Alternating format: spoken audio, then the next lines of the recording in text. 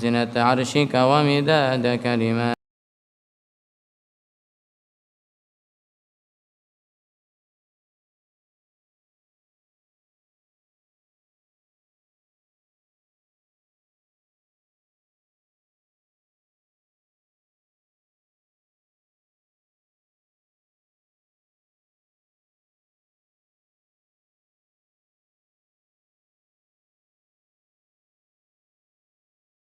وربطنا على قلوبهم إذ قاموا فقالوا ربنا رب السماوات والأرض لن ندعو من دونه إلها لقد قلنا إذا شططا هؤلاء قومنا اتخذوا من دونه آلهة لولا يأتون عليهم بسلطان بين فمن أظلم ممن افترى على الله كذبا وإذ اعتزلتموهم وما يعبدون إلا الله فأووا إلى الكهف ينشر لكم ربكم من رحمته ويهيئ لكم من أمركم مرفقا اللهم ربنا انشر لنا من رحمتك وهيئ لنا من أمرنا مرفقا اللهم ربنا انشر لنا من رحمتك وهيئ لنا من أمرنا مرفقا اللهم ربنا انشر لنا من رحمتك وهيئ لنا من أمرنا مرفقا في كل لحظة أبدا عدد خلقك ورضا نفسك وزنة عرشك ومدادا وترى الشمس إذا طلعت تزاور عن كهفهم ذات اليمين وإذا غربت تقرضهم ذات الشمال وهم في فجوة منه ذلك من آيات الله من يهد الله فهو المهتد ومن يضلل فلن تجد له وليا مرشدا وتحسبهم أيقاظا وهم رقود ونقلبهم ذات اليمين وذات الشمال وكلبهم باسط ذراعيه بالوصيد لو اطلعت عليهم لوليت منهم فرارا ولملئت منهم رعبا وكذلك بعثناهم ليتساءلوا بينهم قال قائل منهم كم لبثتم قالوا لبثنا يوما أو بعض يوم قالوا ربكم أعلم بما لبثتم فابعثوا أحدكم بورقكم هذه إلى المدينة فلينظر أيها أزكى طعاما فليأتكم برزق منه وليتلطف ولا يشعرن بكم أحدا إنهم إن يظهروا عليكم يرجموكم أو يعيدوكم في ملتهم ولن تفلحوا إذا أبدا وكذلك أعثرنا عليهم ليعلموا أن وعد الله حق وأن الساعة لا ريب فيها إذ يتنازعون بينهم أمرهم فقالوا بنوا عليهم بنيانا ربهم أعلم بهم قال الذين غلبوا على أمرهم لنتخذن عليهم مسجدا سيقولون ثلاثة رابعهم كلبهم ويقولون خمسة سادسهم كلبهم رجما بالغيب ويقولون سبعة وثامنهم كلبهم قل ربي أعلم بعدتهم ما يعلمهم إلا قليل فلا تمار فيهم إلا مراء ظاهرا ولا تستفت فيهم منهم أحدا ولا تقولن لشيء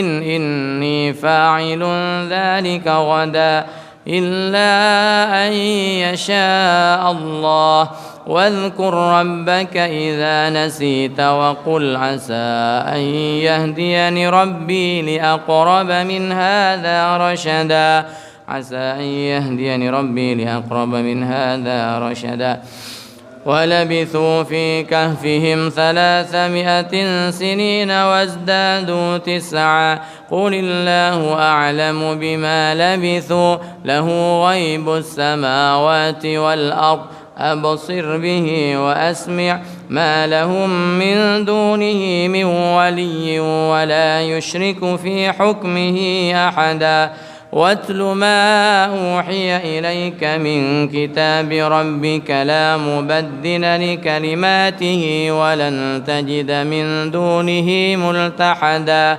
واصبر نفسك مع الذين يدعون ربهم بالغداة والعشي يريدون وجهه ولا تعد عيناك عنهم تريد زينة الحياة الدنيا ولا تطع من أغفلنا قلبه عن ذكرنا واتبع هواه وكان أمره فرطا وقل الحق من ربكم فمن شاء فليؤمن ومن شاء فليكفر إنا أعتدنا للظالمين نارا أحاط بهم سرادقها وإن يستغيثوا يغاثوا بماء كالمهل يشوي الوجوه بئس الشراب وساءت مرتفقا إن الذين آمنوا وعملوا الصالحات إنا لا نضيع أجر من أحسن عملا أولئك لهم جنات عدن تجري من تحتها الأنهار يحلون فيها من أساور من ذهب ويلبسون ثيابا خضرا من سندس واستبرق متكئين فيها على الأرائك نعم الثواب وحسنت مرتفقا اللهم اجعلنا ووالدينا وذريتنا وأحبابنا أبدا والمسلمين من خواسهم في خير لطف وعافية آمين واضرب لهم مثل الرجلين جعلنا لأحدهما جنتين من أعناب وحففناهما بنخل وجعلنا بينهما زرعا كلتا الجنتين آتت أكلها ولم تظلم منه شيئا وفجرنا خلالهما نهرا وكان له ثمر فقال لصاحبه وهو يحاوره أنا أكثر منك مالا وأعز نفرا ودخل جنته وهو ظالم لنفسه قال ما أظن أن تبيد هذه أبدا وما أظن الساعة قائمة ولئن رددت إلى ربي لأجدن خيرا منها منقلبا قال له صاحبه وهو يحاوره أكفرت بالذي خلقك من تراب ثم من نطفة ثم سواك رجلا لكن هو الله ربي ولا أشرك بربي أحدا ولولا إذ دخلت جنتك قلت ما شاء الله لا قوة إلا بالله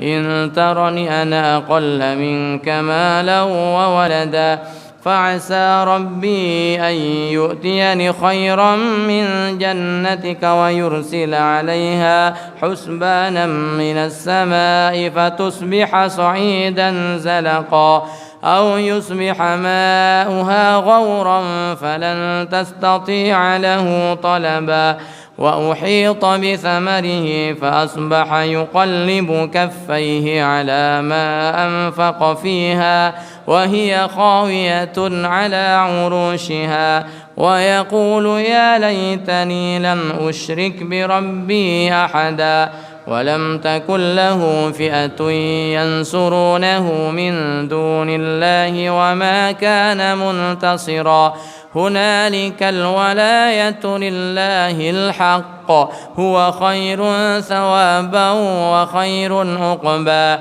واضرب لهم مثل الحياة الدنيا كماء إن أنزلناه من السماء فاختلط به نبات الأرض فأصبح هشيما تذروه الرياح وكان الله على كل شيء مقتدرا. المال والبنون زينة الحياة الدنيا والباقيات الصالحات خير عند ربك ثوابا وخير أملا. سبحان الله والحمد لله ولا إله إلا الله الله أكبر ولا حول ولا قوة إلا بالله العلي العظيم. سبحان الله والحمد لله ولا إله إلا الله الله أكبر ولا حول ولا قوة إلا بالله العلي العظيم. سبحان الله والحمد لله ولا إله إلا الله الله أكبر ولا حول ولا قوة إلا بالله العلي العظيم. سبحان الله والحمد لله ولا إله إلا الله الله أكبر ولا حول ولا قوة إلا بالله العلي العظيم. في كل لحظة أبدا عدد خلقه ورضا نفسه وزنة عرشه ومداد ويوم نسير الجبال وترى الأرض بارزة وحشرناهم فلم نغادر منهم أحدا وعرضوا على ربك صفا لقد جئتمونا كما خلقناكم أول مرة بل زعمتم أن لن نجعل لكم موعدا. ووضع الكتاب فترى المجرمين مشفقين مما فيه ويقولون يا ويلتنا ما لهذا الكتاب لا يغادر صغيرة ولا كبيرة إلا أحصاها ووجدوا ما عملوا حاضرا ولا يظلم ربك أحدا. وإذ قلنا للملائكة اسجدوا لآدم فسجدوا إلا إبليس كان من الجن ففسق عن أمر ربه أفتتخذونه وذريته أولياء من دوني وهم لكم عدو بئس للظالمين بدلا. ما أشهدتهم خلق السماوات والأرض ولا خلق أنفسهم وما كنت متخذ المضلين عضدا. ويوم يقول نادوا شركائي الذين زعمتم فدعوهم فلم يستجيبوا لهم وجعلنا بينهم موبقا. ورأى المجرمون النار فظنوا أنهم مواقعوها ولم يجدوا عنها مصرفا. ولقد صرفنا في هذا القرآن للناس من كل مثل وكان الإنسان أكثر شيء جدلا. وما منع الناس أن يؤمنوا إذ جاءهم الهدى ويستغفروا ربهم إلا أن تأتيهم سنة الأولين أو يأتيهم العذاب قبلا. وما نرسل المرسلين إلا مبشرين ومنذرين الذين كفروا بالباطل ليدحضوا به الحق واتخذوا آياتي وما أنذروا هزوا. ومن أظلم ممن ذكر بآيات ربه فأعرض عنها ونسي ما قدمت يداه إنا جعلنا على قلوبهم أكنة أن يفقهوه وفي آذانهم وقرا وإن تدعهم إلى الهدى فلن يهتدوا إذا أبدا. وربك الغفور ذو الرحمة لو يؤاخذهم بما كسبوا لعجل لهم العذاب بل لهم موعد لن يجدوا من دونه موئلا. وتلك القرى أهلكناهم لما ظلموا وجعلنا لمهلكهم موعدا.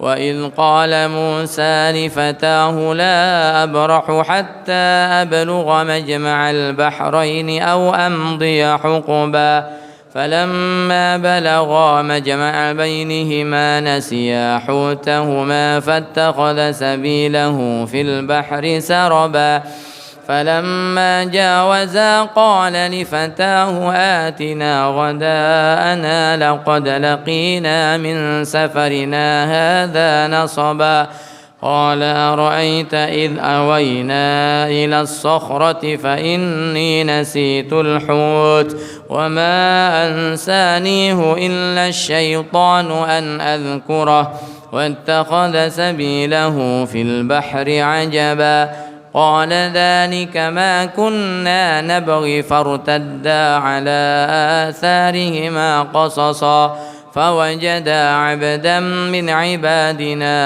آتيناه رحمة من عندنا وعلمناه من لدنا علما اللهم ربنا آتنا رحمة من عندك وعلمنا من لدنك علما اللهم آتنا رحمة من عندك وعلمنا من لدنك علما اللهم آتنا رحمة من عندك وعلمنا من لدنك علما اللهم إنا نسألك العلم اللدني والمشرب الصافي الهني وهاب يا غني اللهم إنا نسألك العلم اللدني والمشرب الصافي الهني يا وهاب يا غني اللهم إنا نسألك العلم اللدني والمشرب الصافي الهني يا وهاب يا غني في كل لحظة أبدا عدد خلقك ورضا نفسك وزنة عرشك ومداد كلماتك قال له موسى هل أتبعك على أن تعلمني مما علمت رشدا قال إنك لن تستطيع معي صبرا وكيف تصبر على ما لم تحط به خبرا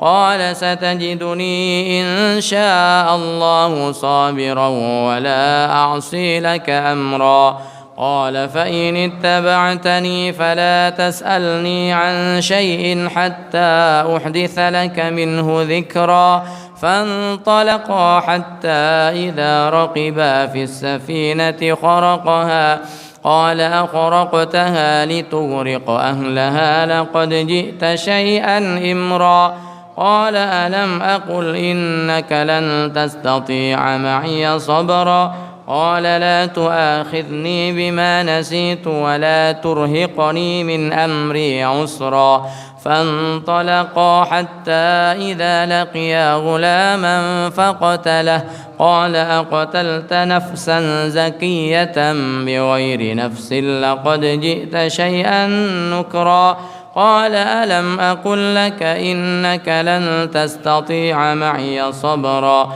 قال إن سألتك عن شيء بعدها فلا تصاحبني قد بلغت من لدني عذرا فانطلقا حتى إذا أتيا أهل قرية استطعما أهلها فأبوا أن يضيفوهما فوجدا فيها جدارا يريد أن ينقض فأقامه قال لو شئت لاتخذت عليه أجرا قال هذا فراق بيني وبينك سأنبئك بتأويل ما لم تستطع عليه صبرا أما السفينة فكانت لمساكين يعملون في البحر فأردت أن أعيبها وكان وراءهم ملك يأخذ كل سفينة غصبا وأما الغلام فكان أبواه مؤمنين فخشينا أن يرهقهما طغيانا وكفرا فأردنا أن يبدلهما ربهما خيرا منه زكاة وأقرب رحما وأما الجدار فكان لغلامين يتيمين في المدينة وكان تحته كنز لهما وكان أبوهما صالحا فأراد ربك أن يبلغا أشدهما ويستخرجا كنزهما رحمة من ربك وما فعلته عن أمري ذلك تأويل ما لم تسطع عليه صبرا ويسألونك عن ذي القرنين قل سأتلو عليكم منه ذكرا إنا مكنا له في الأرض وآتيناه من كل شيء سببا فأتبع سببا حتى إذا بلغ مغرب الشمس وجدها تغرب في عين حمئة ووجد عندها قوما قلنا يا ذا القرنين إما أن تعذب وإما أن تتخذ فيهم حسنا قال أما من ظلم فسوف نعذبه ثم يرد إلى ربه فيعذبه عذابا نكرا وأما من آمن وعمل صالحا فله جزاء الحسنى وسنقول له من أمرنا يسرا ثم أتبع سببا حتى إذا بلغ مطلع الشمس وجدها تطلع على قوم لم نجعل لهم من دونها سترا كذلك وقد أحطنا بما لديه خبرا ثم أتبع سببا حتى إذا بلغ بين السدين وجد من دونهما قوما لا يكادون يفقهون قولا قالوا يا ذا القرنين إن يأجوج ومأجوج مفسدون في الأرض فهل نجعل لك خرجا على أن تجعل بيننا وبينهم سدا قال ما مكني فيه ربي خير فأعينوني بقوة أجعل بينكم وبينهم ردما آتوني زبر الحديد حتى إذا ساوى بين الصدفين قال انفخوا حتى إذا جعله نارا قال آتوني أفرغ عليه قطرا فما استطاعوا أن يظهروه وما استطاعوا له نقبا قال هذا رحمة من ربي فإذا جاء وعد ربي جعله دكا وكان وعد ربي حقا وتركنا بعضهم يومئذ يموج في بعض ونفخ في الصور فجمعناهم جمعا وعرضنا جهنم يومئذ للكافرين عرضا الذين كانت أعينهم في غطاء عن ذكري وكانوا لا يستطيعون سمعا أفحسب الذين كفروا أن يتخذوا عبادي من دوني أولياء إنا أعتدنا جهنم للكافرين نزلا قل هل ننبئكم بالأخسرين أعمالا الذين ضل سعيهم في الحياة الدنيا وهم يحسبون أنهم يحسنون صنعا أولئك الذين كفروا بآيات ربهم ولقائه فحبطت أعمالهم فلا نقيم لهم يوم القيامة وزنا ذلك جزاؤهم جهنم بما كفروا واتخذوا آياتي ورسلي هزوا إن الذين آمنوا وعملوا الصالحات كانت لهم جنات الفردوس نزلا خالدين فيها لا يبغون عنها حولا قل لو كان البحر مدادا لكلمات ربي لنفد البحر قبل أن تنفد كلمات ربي ولو جئنا بمثله مددا قل إنما أنا بشر مثلكم يوحى إلي أنما إلهكم إله واحد فمن كان يرجو لقاء ربه فليعمل عملا صالحا ولا يشرك بعبادة ربه أحدا اللهم إنا نعوذ بك أن نشرك بك شيئا نعلمه ونستغفرك لما لا نعلمه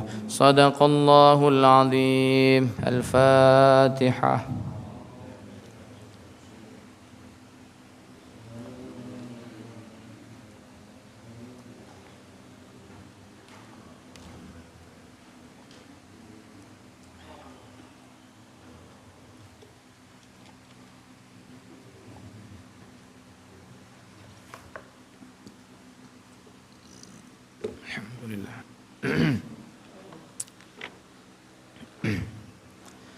بسم الله الرحمن الرحيم نويت التعلم والتعليم والتذكر والتذكير والنفع والانتفاع والإفادة والاستفادة والحث على التمسك بكتاب الله العزيز سنة رسوله والدعاء إلى الهدى دلالة على الخير ابتغاء وجه الله رضاه وقربه وثوابه سبحانه.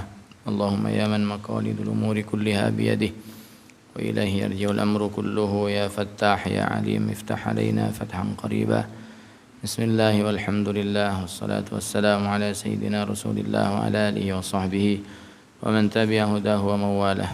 أما بعد فنقرأ كتاب دور السعادة للسيد الحبيب محمد أمين بن شيخ أبو بكر بن سالم أمتع الله بطول حياته ونفعنا بعلومه في الدارين آمين. إلى أن قال شروط ولي النكاح. Pada bab ini akan dijelaskan tentang syarat-syaratnya wali nikah. Setelah kemarin kita bahas tentang syarat suami dan istri, karena rukunnya nikah itu ada 5, yaitu ada zauj suami, zaujah istri, wali saksi, dan ijab qabul. Nah, ini kita sampai pada pembahasan yang menjelaskan tentang syaratnya wali nikah dan siapa saja nanti wali nikah itu. Syurutu waliyin nikahi samaniyah. Syaratnya seseorang bisa menjadi wali nikah. Wali nikah ini yang menikahkan, yang punya hak untuk menikahkan. Seorang wali ini harus memenuhi 8 syarat. Yang pertama al-ikhtiyar, menjadi wali atas kemauan sendiri tanpa ada paksaan. Artinya dia menikahkan tanpa ada paksaan. Fala yasihhu tazwijul mukrahi bighairi haqqin. Karena syaratnya wali ini diantaranya yaitu menikahkan tanpa ada paksaan, maka tidak sah kalau ada orang menikahkan tapi karena dipaksa. Dipaksanya itu bighairi haqqin, tanpa ada alasan yang benar.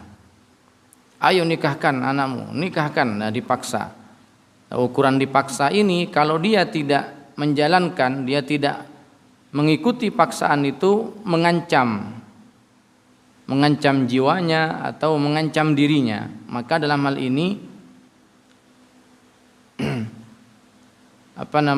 dalam hal ini yang dipaksa itu nanti ada rincian hukumnya. Tapi kalau cuma paksaan biasa, maka tidak sah memaksa seseorang untuk menikahkan paksaan itu yang tidak berdasarkan pada landasan yang dibenarkan. Apa sebabnya kok wali yang dipaksa untuk menikahkan itu pernikahannya tidak sah? Li khabari innallaha wada'a an ummati al-khata'a wan nisyana wa mastukrihu alaih. Karena ada satu hadis yang mengatakan sesungguhnya Allah wada'a an ummati al-khata'. Allah memaafkan dari kalangan umatku yaitu kesalahan mereka. Orang kalau salah dimaafkan, tidak disengaja. Wan nisyan, dan lupa, sesuatu yang dilakukan karena sebab lupa itu dimaafkan. Wa mastukrihu alaih, dan sesuatu yang dipaksakan kepada dia, dipaksa. Bi khilafil mukrahi bihaqqin, berbeda dengan wali yang dipaksa untuk menikahkan tapi dipaksanya ini karena ada alasan yang benar, maka tetap sah pernikahannya. Seperti apa? Bi an adala fa amarahu al-hakimu bitazwij fayasihhu.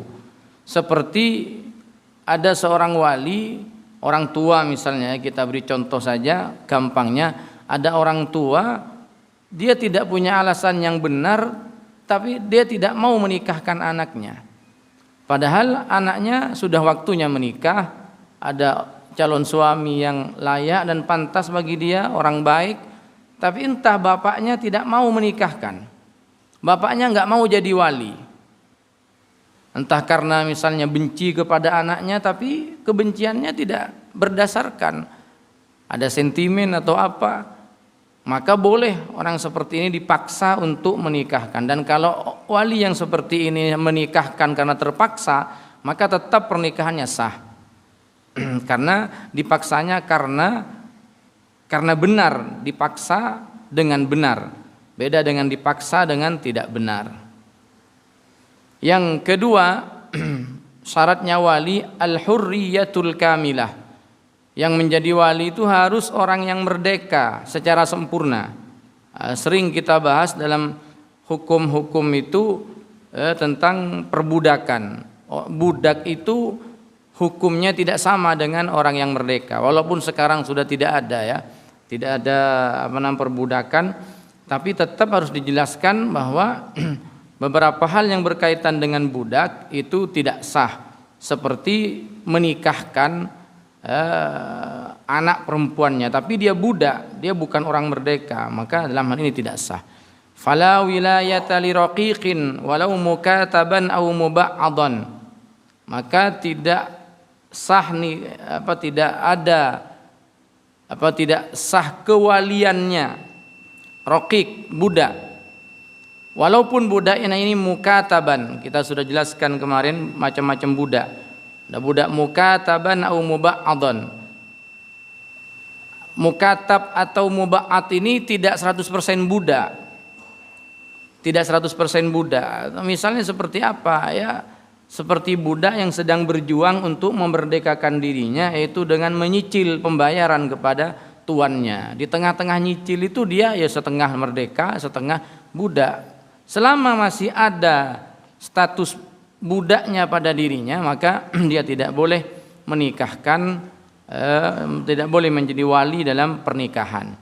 Nah, terus gimana kalau misalnya nanti dia ada anak perempuan dan seterusnya? Nanti akan dijelaskan hukumnya. Kalau tidak ada wali, siapa yang menjadi walinya?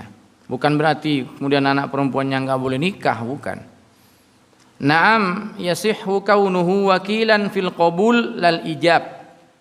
Beda dengan dalam ijab qabul.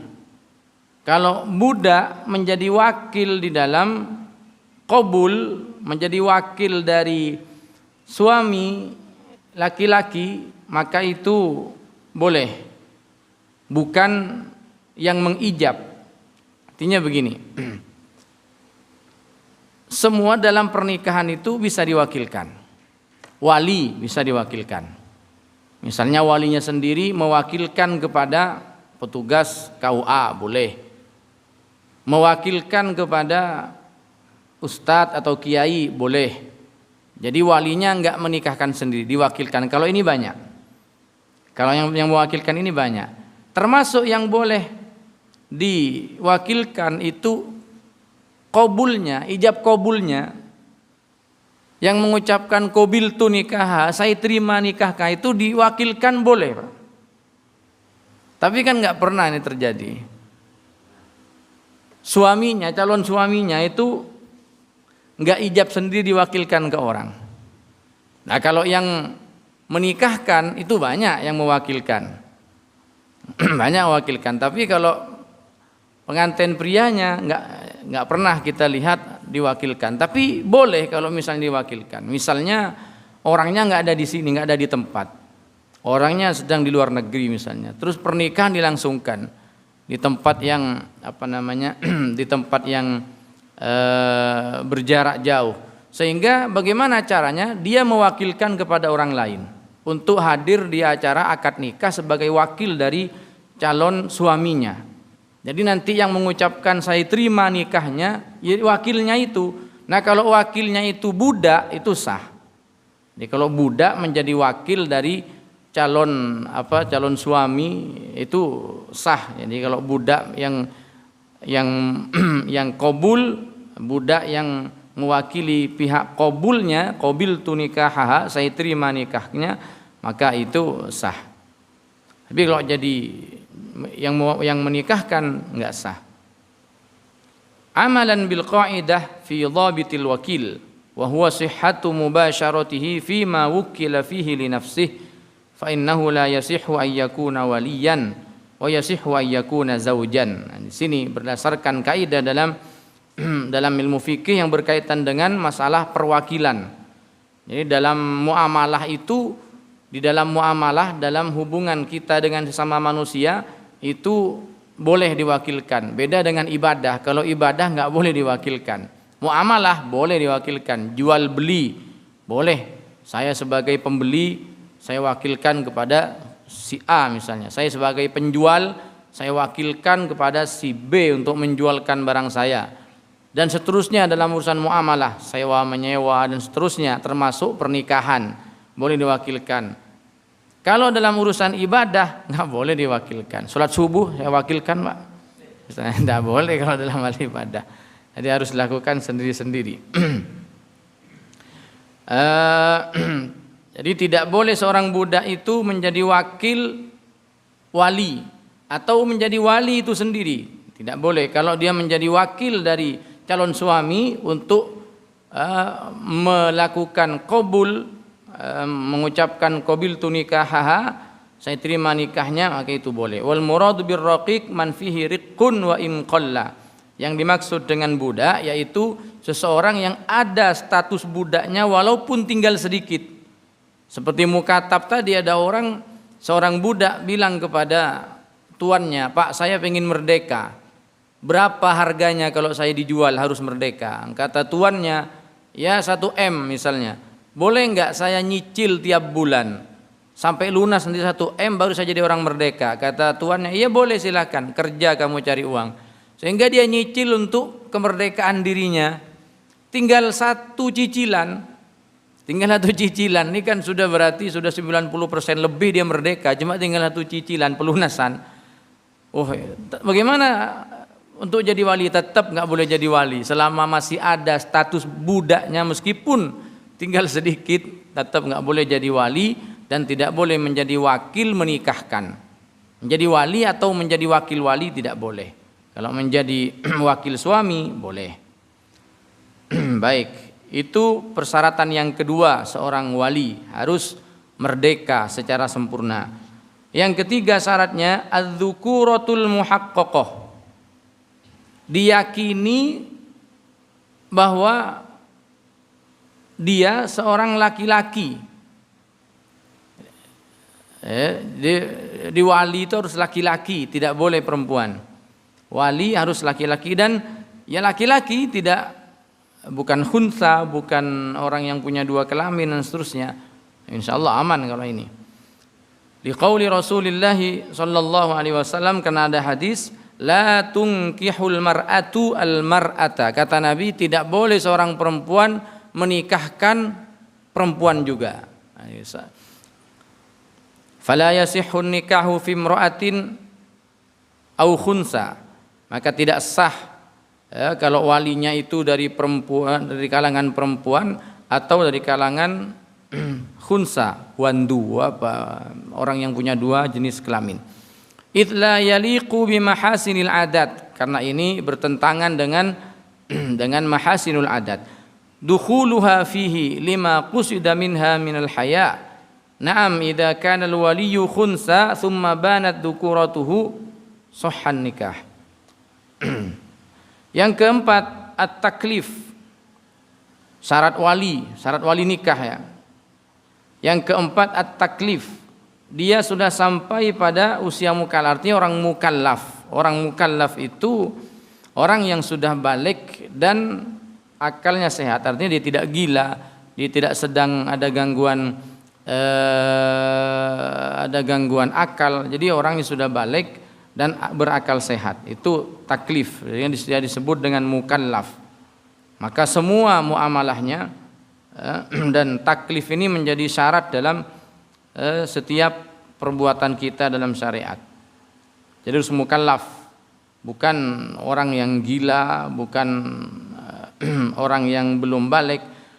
Ayyakunal waliyyu balighan aqilan. Ini disebutkan wali itu mukallaf. Apa mukallaf? Yaitu seorang wali sudah sampai pada usia balik dan orangnya berakal sehat. Fala wilayata li sabiyyin wa in kana mumayyizan, maka tidak boleh seorang bayi menjadi wali. Kama artinya bayi itu yang belum sampai pada usia balik. Berapa usia balik itu? Maksimal usia balik itu 15 tahun.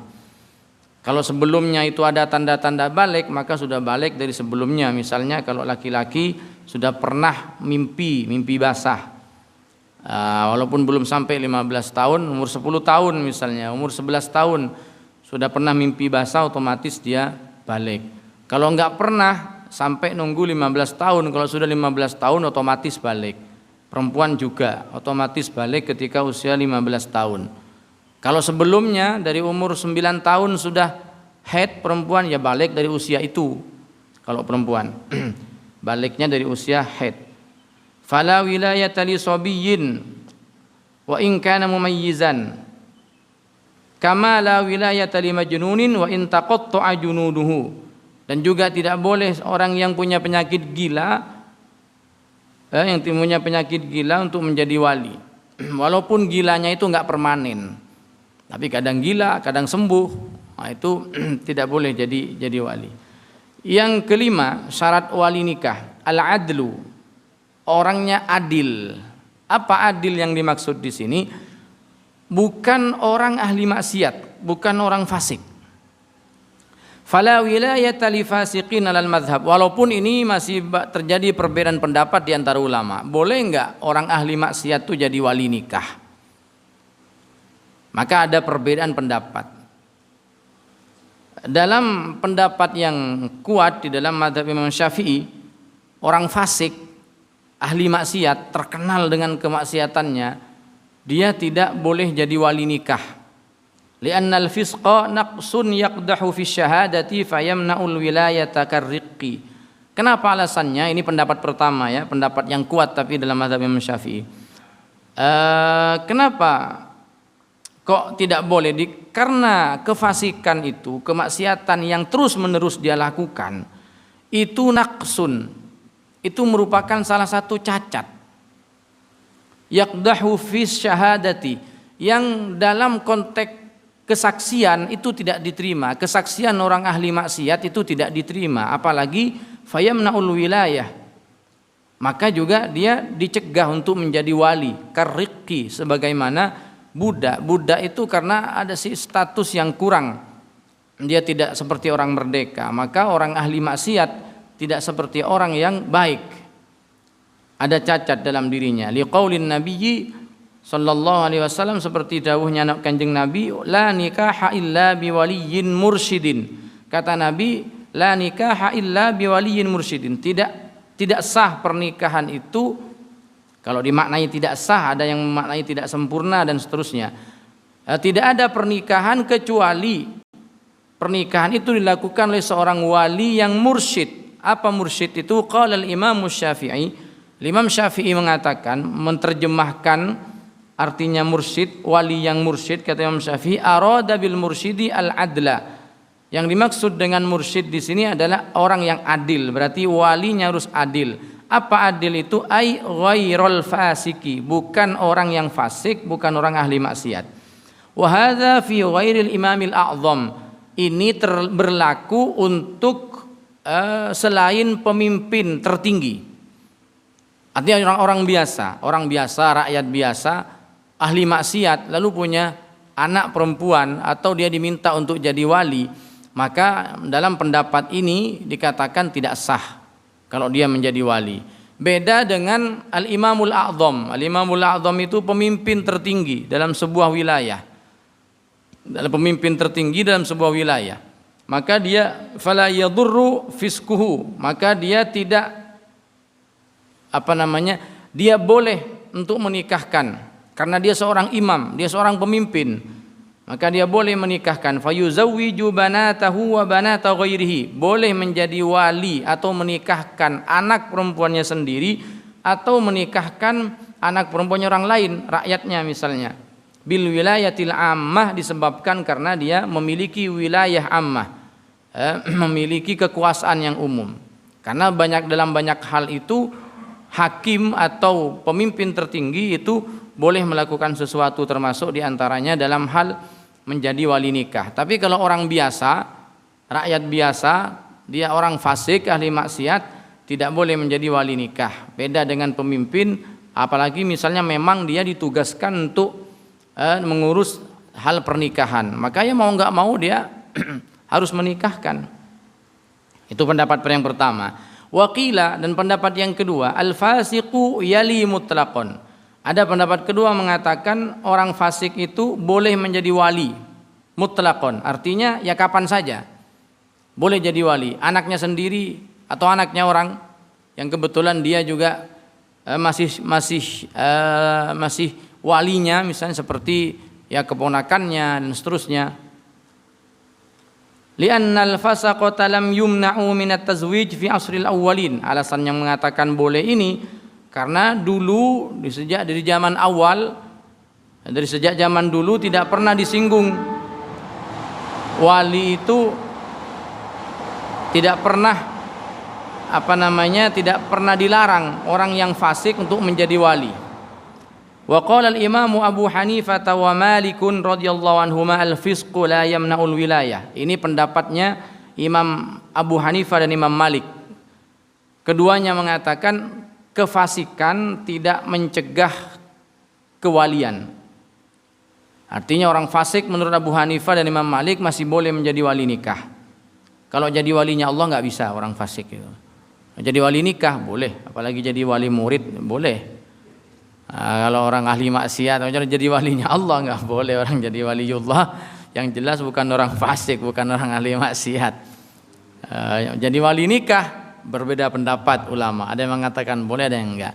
Jadi wali murid sah, boleh jadi wali murid.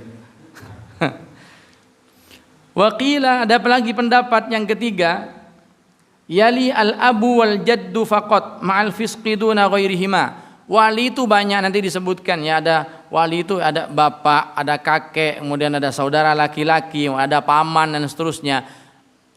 Pendapat ketiga ini mengatakan yang boleh orang fasik jadi wali itu kalau dia statusnya bapak atau kakek, kalau yang lain enggak.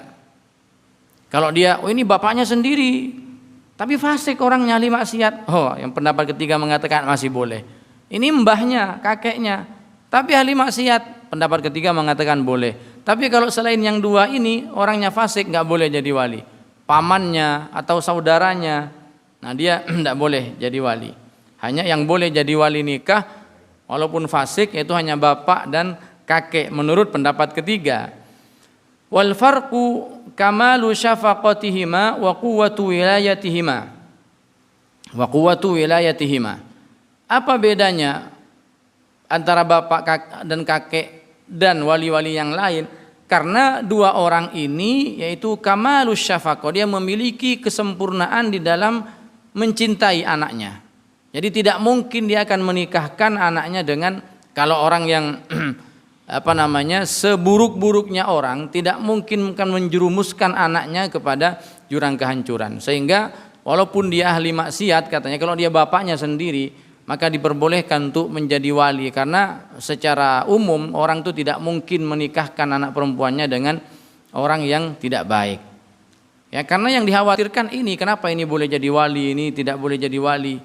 Karena di antara yang dikhawatirkan, khawatir dia asal menikahkan dengan orang padahal orang laki-laki itu tidak baik misalnya. Begitu juga kakek itu punya naluri yang sama kepada cucu, bahkan kadang lebih cinta kepada cucunya ketimbang anaknya. Makanya kakek itu setara dengan bapaknya, dengan bapak.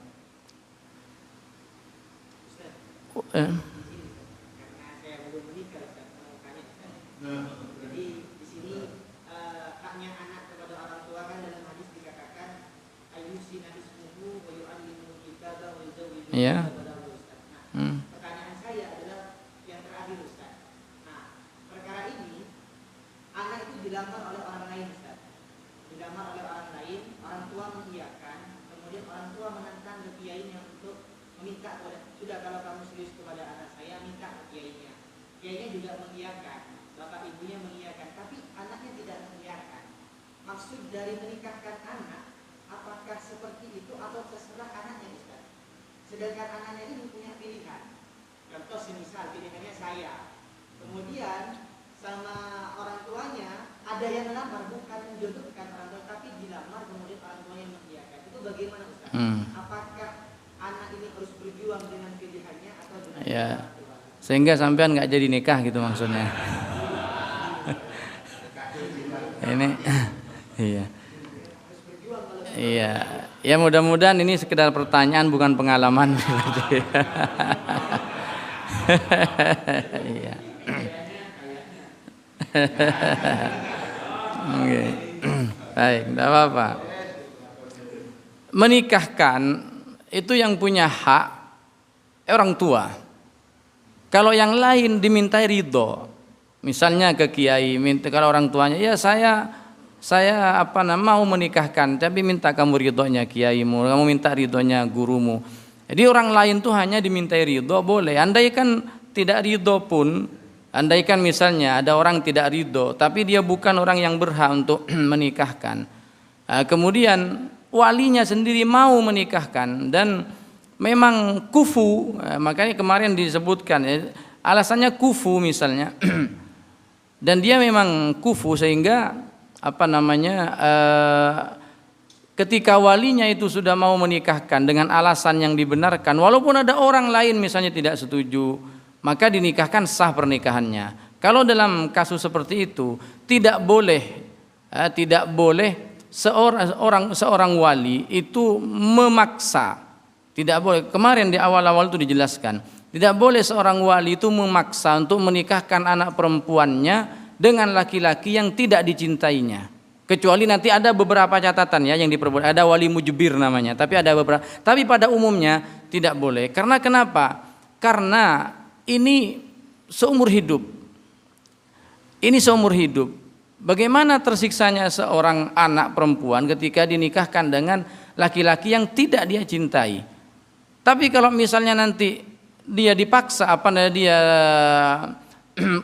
dulu awal-awal itu pernah kita bahas tentang memaksa seorang anak untuk dinikahkan dengan laki-laki yang tidak dia cintainya. Ada satu penjelasan dari beberapa ulama itu yang mengatakan tidak boleh, sebab alasannya karena kalau orang berkumpul setiap hari saja dengan orang yang tidak disukai, itu merasa terganggu. Bagaimana dengan orang yang sekamar, seranjang, dengan orang yang tidak disukai? Tapi nanti ada pembahasan wali mujbir. Wali mujbir itu wali yang berhak memaksa anak untuk menikah dengan seorang dengan syarat-syaratnya.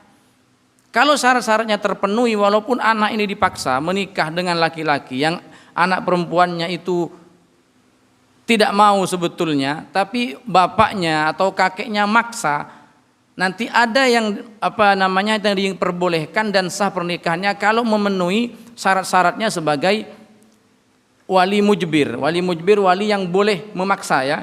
Nanti ada syaratnya itu ada 3. Ada 7 syaratnya wali mujbir itu. Jadi sekali lagi nanti insya Allah ini dua pekan berikutnya akan nyampe di sini. Seorang bapak diperbolehkan atau seorang wali, kalau dia wali mujbir, diperbolehkan memaksa anak perempuannya untuk menikah dengan laki-laki yang walaupun anak perempuannya ini misalnya tidak mau dan tetap dinikahkan, lalu pernikahannya sah atau tidak, dikatakan sah kalau memenuhi 7 syarat. Memenuhi 7 syarat. Ketika ini dalam konteks anak dipaksa untuk menikah. Walau anak-anaknya tidak mau menikah dengan laki-laki itu. Tapi secara umum tidak boleh, secara umum tidak boleh. Tunggu insya Allah nanti ada pembahasan di situ. Sambil dinego aja itu calon mertuanya. Tiap malam dibawain mie ayam gitu insya Allah nanti lama-lama mau. Karena ada konsep dalam kitab Ihya itu, ada konsep begini,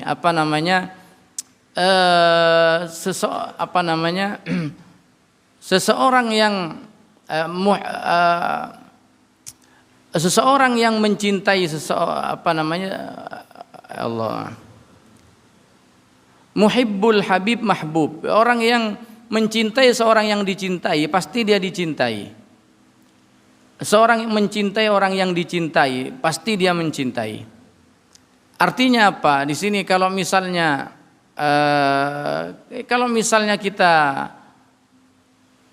mencintai orang yang senang kepada seseorang, lalu ada orang lain yang tidak suka kalau kita senang kepada dia, ya lakukan saja pendekatan-pendekatan sehingga tampakkan kesolehan dan seterusnya. Dan nanti ada anjuran-anjuran bahwa kata Nabi, idza ja'akum man tardawna an dinihi, kalau datang kepada kalian orang yang agamanya baik, lalu meminta dan meminang anaknya untuk dijadikan istrinya, patokannya itu agamanya, dia baik, agamanya, akhlaknya baik, maka terimalah dan nikahkanlah dia dengan putrimu.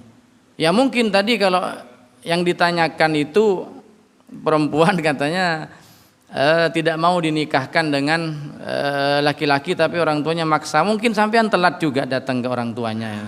Kalau sampean lebih awal mungkin orang tuanya akan menerima, mungkin karena belum kenal sama sampean. Baik, nanti insya Allah ada pembahasan wali mujbir, wali ijbar. Sampai mana tadi? Ini perbedaan tentang pendapat tentang orang fasik jadi wali. Qila, pendapat berikutnya, ada pendapat lagi, in kana fisquhu bi syurbil khamri lam yali. Oh, dilihat katanya, dilihat dia ahli maksiat. Kemaksiatan apa yang membuat dia fasik? Kalau kemaksiatannya karena dia tukang mabok, enggak boleh jadi wali. Kalau nyolong, boleh berarti. Kalau jadi wali, orang yang pemabuk jadi wali katanya enggak boleh. Wa in kana bisababin akhar yali, kalau kefasikannya sebab maksiat yang lain boleh. Ini pendapat. Jadi berarti banyak sekali pendapat tentang orang fasik jadi wali. Dalam pendapat yang kuat dalam mazhab Imam Syafi'i enggak boleh. Tapi menurut ulama yang lain boleh, bebas. Pokoknya dia statusnya walinya meskipun fasik boleh jadi wali. Berikutnya, oh enggak, wali yang fasik boleh menikahkan tuh kalau dia bapak atau kakek. Berikutnya dilihat jenis kefasikannya, kemaksiatannya di bidang apa. Kalau dia pemabok, boleh enggak, dia enggak boleh jadi wali. Kalau fasik karena sebab maksiat yang lain, berarti koruptor boleh jadi wali di sini. Padahal waqila yali al-mustatiru bi fisqihi dunal mu'lin. Pendapat terakhir tentang orang fasik jadi wali, itu boleh kalau orang fasik tapi dia melakukan kefasikannya diam-diam, tidak secara terang-terangan. Ketika dia melakukan kemaksiatan, dia lakukan secara diam-diam, malu-malu, mabuk di tempat-tempat yang tapi kalau orang ini sudah mengiklankan, sudah menampakkan kefasikannya, dia sudah tidak malu lagi berbuat maksiat di hadapan umum, nih orang ini enggak boleh jadi wali. Alhasil